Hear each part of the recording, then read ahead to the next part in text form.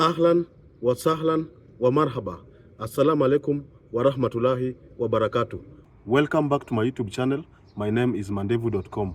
Driving is fun. Let's learn together. Somo la leo.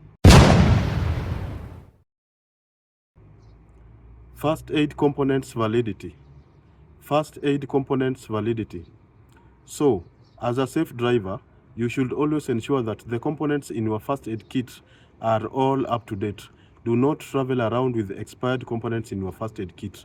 You might get arrested and be charged in the court of law. So always ensure that the components in the safety kit are all up to date. They are not expired.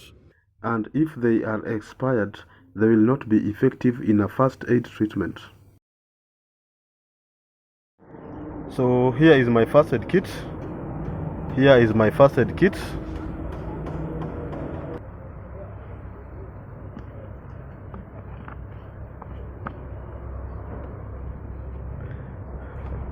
So nimesema components zako za first aid kit lazima ziko valid, zisiwe expired.